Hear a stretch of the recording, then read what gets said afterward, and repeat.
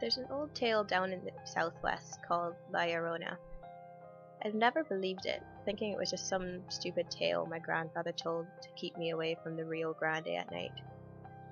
He always told me the story for a bedtime story. Twisted, I know. The tale always went the same each night. There was once a woman who lived in a very poor section of Juarez, right across the Rio Grande from where I lived. The woman, who was a mother, began a relationship with a wealthy man and wanted to become betrothed to him. The man did not know the woman was a mother and spurned her advances towards betrothment. The mother was thrown into the arms of insanity. She went back to her house and grabbed her children. She led them to the river and stabbed both her children and threw them into the river. After the deed was done, she ran back to her lover's house and told him she didn't have any children anymore. The man, when he saw her bloody white gown, spurned her for good and threw her outside his house. This was the last straw for the woman's sanity. She cracked.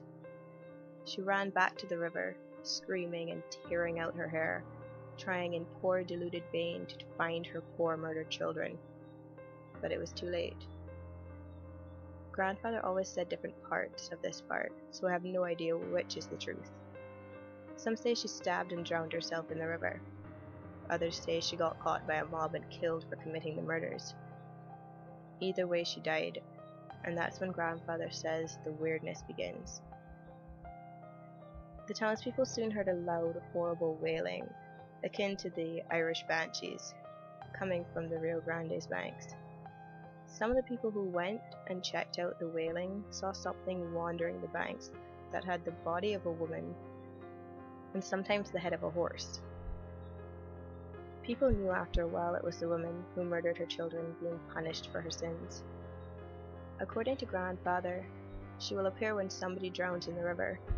Trust me, that happens more times than you think. Now for my story.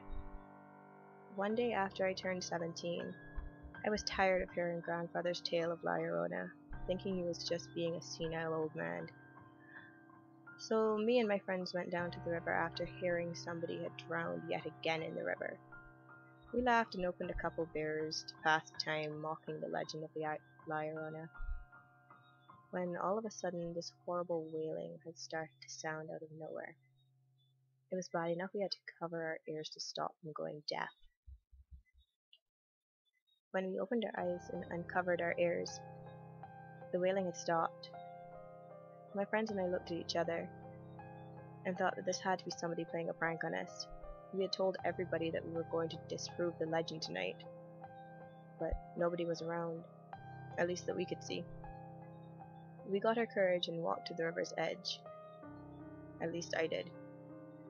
I turned around and laughed at my friends who stayed behind by the truck. They were pointing at something behind me.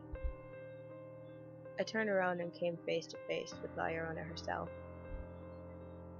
She screamed that horrible wail we heard just minutes before and grabbed me, pulling out a knife that looked ghostly, till she stabbed me in the chest, with it puncturing my heart. After the stab, La Llorona threw me into the river and disappeared.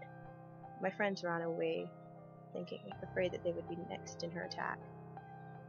That's right. I was left to die by the people I called my friends. Anyway, I died drowning and bleeding to death.